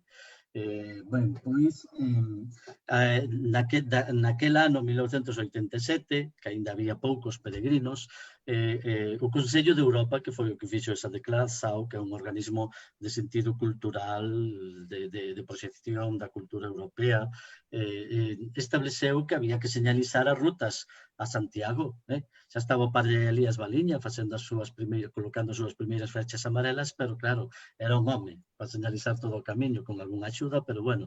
Entón, o Consello de Europa declarou o camiño, o primeiro itinerario cultural europeo, e tamén pensou que, de algún xeito, se declara un itinerario, haberá que sinalizalo, haberá que indicarlle a xente, aos peregrinos, por onde vai ese itinerario. E foi cando se creou esa cuncha estilizada que en os colores de Europa, amarillo e azul, que se aprobou como señal de identificación do camiño. Esa é a orixe.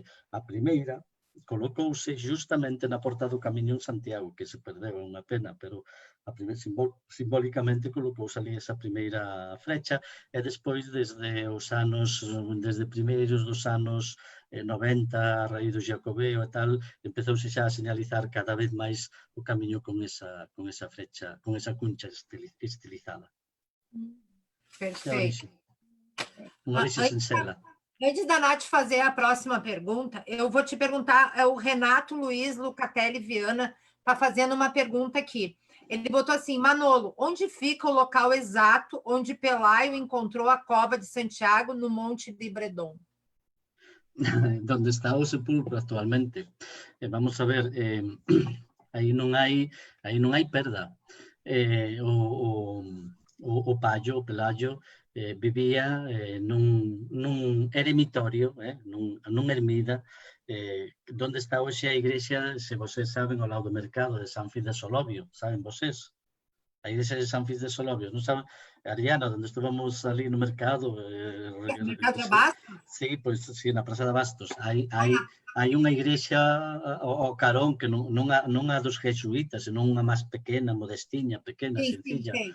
Esa era o antigo lugar do eremita Payo. Eso sabémolo por un documento que se escribiu varios séculos despois, no ano 1077. Pois ben, no ano 820 aproximadamente, non no 813, como se dice, porque esa é unha data inventada. Non se sabe exactamente cando sucedeu, pero créense, polo contexto histórico, créese que foi entre o ano 820 e 830, Payo, este eremita, ve unhas luces, unhas especie de estreliñas pequenas nun bosque que estaba un pouco máis abaixo de onde el residía, de onde el vivía. Sobre ese bosque empeza a ver unhas estreliñas, unhas luminarias, unhas luces que se repiten durante varias noites. Esta é a historia que nos chegou, non? Entón, el vai avisar dese fenómeno tan estrano, vai avisar ao seu bispo, que vivía en Iria Flavia, que é o que hoxe é Padrón. Entón, vai ali, ven o bispo, que se chamaba Teodomiro. Entón, o Teodomiro vai ali coa autoridade eclesiástica que ten, vai a ver de onde a orixe desas luminarias, desas estreliñas pequenas que están sobre o bosque de Bredón. Entón, descubre que saen dun antigo cementerio que había ali abandonado. A parte central dese cementerio tiña un túmulo enorme, un mausoleo, como romanos, grande, bastante grande, as luces procedían dese mausoleo. Entón, se entra e non sabemos por qué, nin por qué non, el dice que acaba de descubrir, está varias está varias horas de vigilia, orando, rezando, e cando sai, dice que ali está o corpo do apóstolo Santiago Maior con 2 discípulos. Esa é a lenda. E que sucede? Avisa ao rei Alfonso II o Casto, que vivía en Asturias, para que veña, dice, mire, aquí está o corpo dun apóstolo. Entonces, bueno, o rei cree tamén isto, entonces, sobre ese túmulo, sobre ese mausoleo, construíse unha primeira iglesia moi modesta, moi sencilla, moi tal. Sobre esa iglesia, despois, no século IX, creo recordar que hacia o ano 950, 930, construíse unha segunda iglesia, un pouco antes. A finais xa do século IX construíse esa iglesia, que se acaba a principios do século X, e sobre esa iglesia, aínda máis grande, posteriormente, construirase tamén a catedral. Cando estáse construindo a catedral sobre o sepulcro, retírase xa a segunda igrexa. Houbo sobre ese mausoleo, sobre ese túmulo, construíuse unha primeira igrexa, unha segunda igrexa, e despois xa, desde o ano 1075, construíse a catedral. E o túmulo sempre estuvo no mesmo sitio, onde hoxe baixa a cripta para ver a urna, a arca con restos do apóstolo, aí estaba xustamente onde se descubriu o túmulo, o sepulcro, que decimos en español, do apóstolo Santiago. Sempre estuvo aí. Ese é o sitio exacto.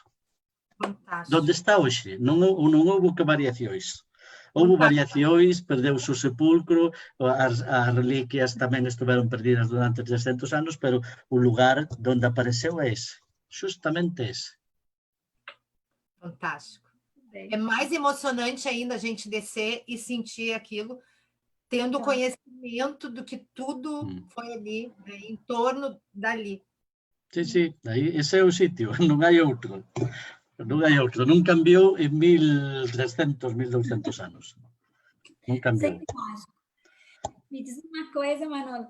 A gente sabe agora a força que nós mulheres temos no caminho, né? 52%, né, Adri? 52%. Sim, mais ou menos, sim. Mais ou menos, chega a Santiago. Mas não foi sempre assim. E tem uma grande escritora, a primeira, que escreveu sobre o caminho. Sim.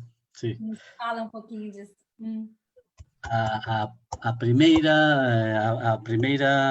peregrina escritora do Camiño, da que temos noticia, porque houve outras antes, despois se queredes falamos deso, pero non escribiron elas, deixaron o seu relato, pero sen escribirlo ela. A primeira que fixo o Camiño, e fixo ademais unha investigación histórica do Camiño desde Francia, Camiño francés, ata Fisterra, Muxía e Padrón, foi unha historiadora norteamericana, unha aventureira, que se chamaba Georgiana Goddard King. Escribiu The Way of St. James, que son 3 tomos, e é o primeiro libro científico do Camiño de Santiago. Un libro excepcional, moi adiantado para o seu tempo, con unha investigación exhaustiva, con unha interpretación do Camiño que vai máis alá do feito histórico. Ademais, tamén é unha especie de relato de costumes, porque nos fala da xente que se encontra mentre se está preparando os libros, que son 3 libros, 3 tomos. É unha verdadeira maravilla. É unha pena, porque non está traducido ao español, só está en inglés. Bueno, hoxe que axuda eu que falo moi pouco inglés, funo lendo, o sea que creo que pode ler todo o mundo. Aí está. Ademais está en internet, se se busca The Way of St. James, pódese consultar a través de unha biblioteca norteamericana, pódense consultar perfectamente os 3 tomos. Quen este interesado, pon The Way of St. James, Georgiana Goddard King, aparecen os 3 tomos. Este é Georgiana Goddard King. A señora da foto. Para min é unha heroína. Para nós também, porque eu pensei, né, quanto tempo levou para mudar, né, a maioria agora ser mulheres fazendo o caminho. Ela fixo o camiño no ano 1915, 1916, 1917. Foi facendo o camiño en 3 anos, sobre todo na época central, no? Porque ela, claro, levoulle tempo porque ela viña tomando notas, investigando, estudiando monumentos, documentándose moito ben, moito ben. Entón, o camiño levoulle 3 anos. E despois publicou a obra en 3 tomos, publicou na cidade de Nova York en 1920. É unha maravilla. Insisto, quen queira poden consultala en internet os 3 tomos. Eu quero tentar conseguir esse... Tu já conseguiu o livro? Sí, eu non conseguín. Eu non conseguín. Porque aquí non se vende. Está na Biblioteca Xeral da Universidade. Eu vin o que hai na Biblioteca da Universidade, pero eu consultei no ele foi no lendo por internet sin ningún problema. Por iso digo que quen queira pode consultalo en internet. Você escribe The Way of St. James, Georgiana Goddard, con 2 Ds, King, e xa salen nunha biblioteca norteamericana, están perfectamente visibles os 3 tomos, hace un acceso gratuito. Nath, uma vez em Santiago, em junho, a gente saiu para tomar umas canhas, né? E aí o Manolo me contou essa história. E eu disse para ele, tá vendo? É minha parente. Ela não é King? Rei. Rainha, está certo. Estava no DNA. Pero, Adriana e Natalia, temos relatos de peregrinas anteriores, non sei, na Idade Media temos tamén relatos de peregrinas, O que pasa é que non escribiron elas. Mas não escreveram. A muller na Idade Media, moi poucas mulleres sabían escribir e ler. Entón, temos, por exemplo, o relato da Santa Brígida de Suecia, que ademais é a patroa de Europa. Pues, desde Suecia, que a súa familia era unha familia noble, pero no século XIV. Temos o relato da súa peregrinación. Non escribiu ela, escribiuse posteriormente para o proceso de beatificación e a súa elevación aos altares.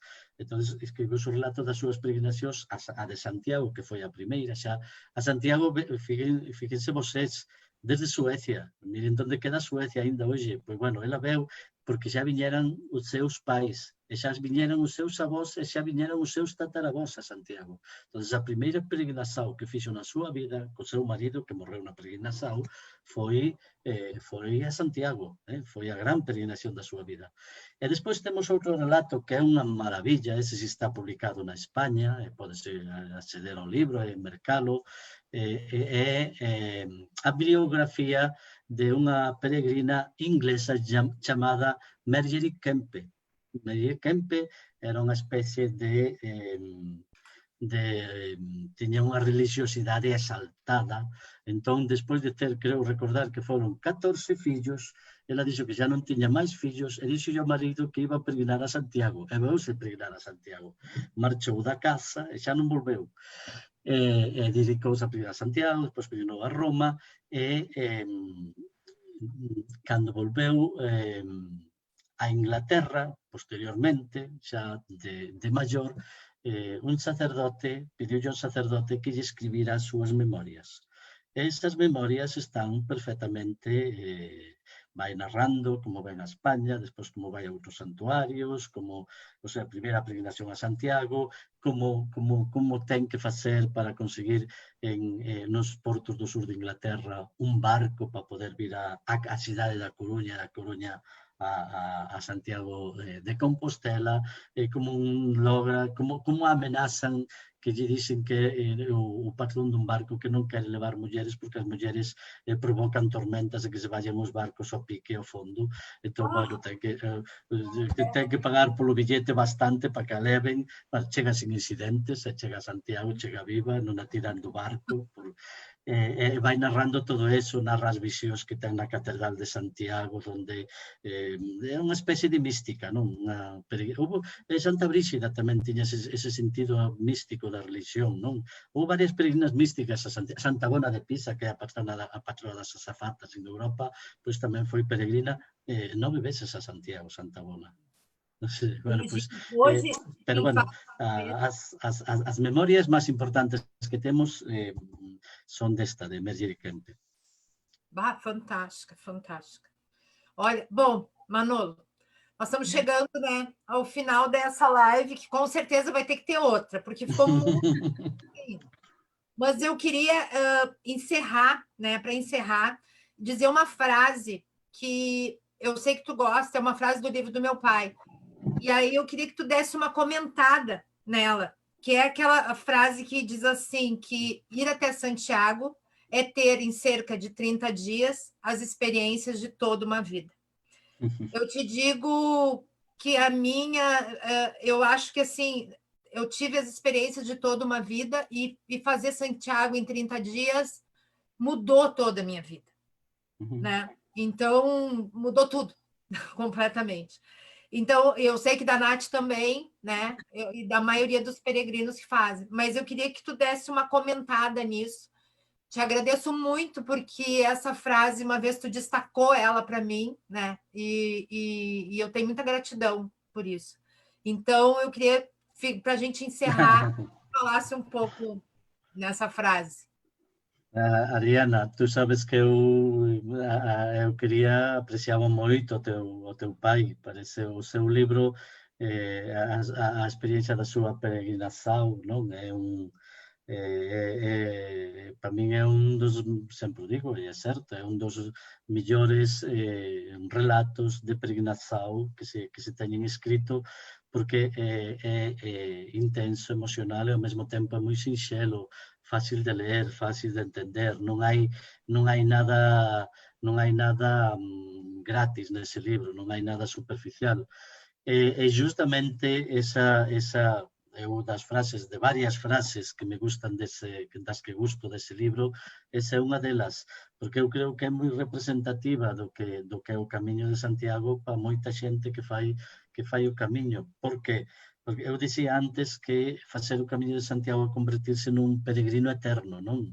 Era no pasado, por eso os peregrinos se agrupaban nas confrarías, nas fraternidades, e é o no presente, por eso os peregrinos se asocian ás entidades jacobeas de todo o mundo. E esa frase representa justamente, diznos eso, facer o Camiño de Santiago é ter en 30 días a experiencia de toda unha vida, unha experiencia que xa non vamos a olvidar, unha experiencia que nos vai a marcar. Ese é o sentido. Esa é unha frase moito visual, moito de entender a esencia do camiño, ou como o camiño penetra en ti e xa non te deixa, non? Esa é a gran experiencia. E era tamén na Idade Media, como dicía antes. Os peregrinos, moitos deles facíanse enterrar ca cuncha de peregrino, para ser reconocidos no máis alá, como que o seu viaxe de algún xeito á vida eterna empezarana ca viaxe a Santiago. Bueno, pois eu creo que ese sentido está para min está nesa frase. Entendida a frase no sentido amplo, non no sentido literal do que pretende dicir, non temos que ler con mente aberta, claro, se vamos a pero nese sentido, bueno, en geral hai os que somos amantes da experiencia da peregrinación de Sergio Reis, que somos moitos, non somos moitos, pero somos moi entendedores do que ese libro representa, ou queremos serlo, en fin, cada un é libre de entender o que queira, pero para min, insisto, esa é unha das fases máis representativas e máis deslumbrantes do libro. Un libro maravilloso que recomendo a todo o mundo. Tampouco está en español, desgraciadamente, a ver se algún día. Calma, porque é un libro intemporal, é un libro intemporal. Eu e meus irmãos... Tem uma rainha aqui da Vieira, aquelas lindas das 9, sabe aquela rainha? Aquela que tem o olhar, aquele tal de olhar de fiar, sabe?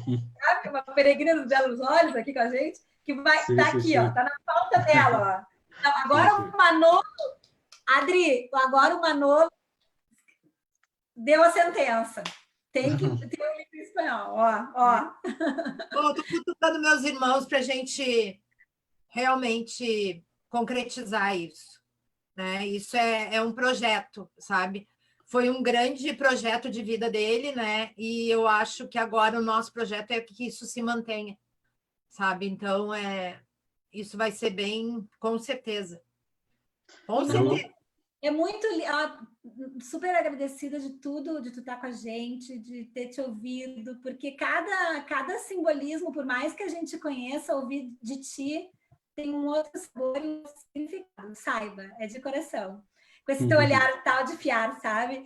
Mas eu também acho muito legal tu falar do pai da Adri, e eu tô vendo várias pessoas também falando, porque isso é muito legal, tu que tem toda essa história valorizando, e a Adriana agora, sempre, mas ela descobriu, desde que ela fez o caminho, esse DNA, esse legado que ela tem, e que ela não pode ser egoísta, ela tem que ser generosa e mostrar para o mundo esse legado que toda a família tem, e é tão lindo.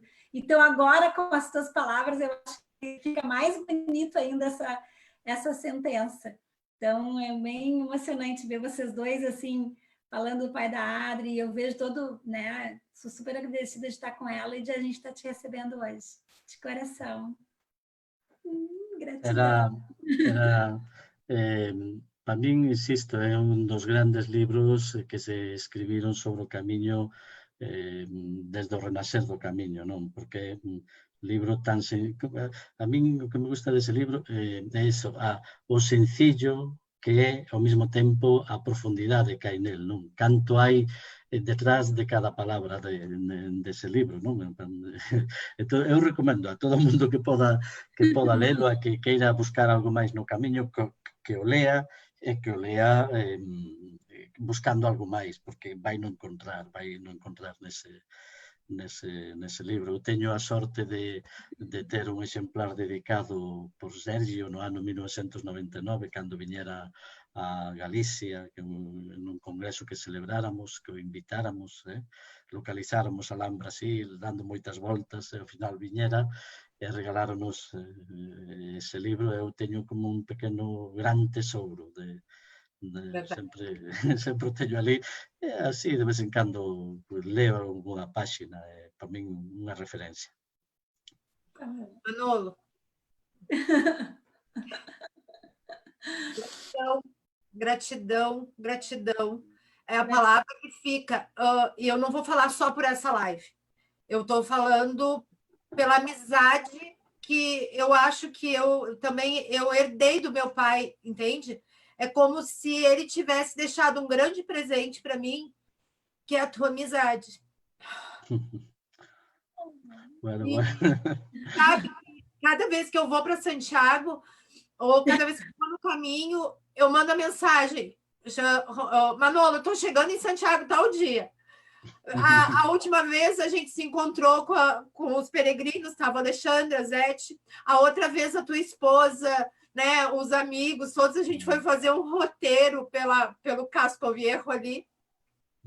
Então, isso para mim é um carinho muito grande, sabe? É um presente que o caminho me deu, né? Eu digo que é uma herança de amizade que o meu pai me deixou. E eu também vejo como mérito eu poder continuar isso, sabe? Porque é muito forte. Virou um significado de vida muito grande para mim, o Caminho de Santiago. E eu sei que a maioria das pessoas, não foram poucas pessoas, 100 e tantas pessoas que nos assistiram agora, também virou. O caminho está muito forte em cada dessas pessoas, em cada uma das pessoas que estão conosco há quase 2 horas assistindo e prestigiando, porque tá esse amor que a gente fala, que vem desde a Idade Média, ele está trancado, entrelaçado em cada um de nós. E tu representa muito isso, sabe? Tu dedicou obrigado.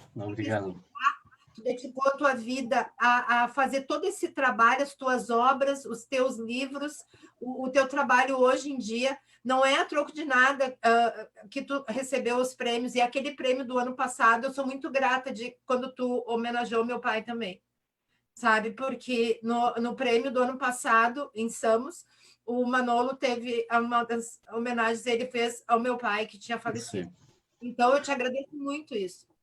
E que eu espero que tudo isso que esteja acontecendo seja só para mostrar para todos nós o quanto nós temos que voltar para o caminho, porque ele está nos esperando. E eu volto o ano que vem, eu estou aí, então, mas não tem. Daí... Sí, sí, seguro. O ano que vem xa vamos ter outra vez o camiño perfectamente para andar, estou seguro, porque o Pois é, coronavírus non vai a durar toda a vida. não vai, né? É isso que a gente tem que passar para os peregrinos. Isso não vai durar sempre. E logo nós estamos aí para caminhar de novo. Então... que tem uma... Desculpa, Anderson. Tem um projeto agora, a Luz do Caminho, né? Que nós vamos levar uma mochila de Roncesvalles até Santiago. O Jesus Ciordia com um grupo de peregrinos.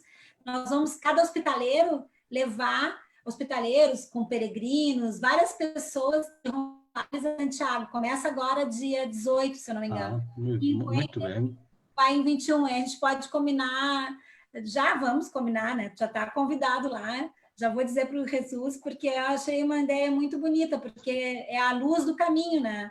Porque, na realidade, a gente está sentindo muita falta do peregrino, porque o caminho sem o peregrino não é o caminho, né? Não, não existe, não tem sentido. Não tem sentido. Então, vai passar por aqui por Pointe dia 21, daí eu vou caminhar para ela, e assim vão ter 30 hospitaleiros de vários lugares.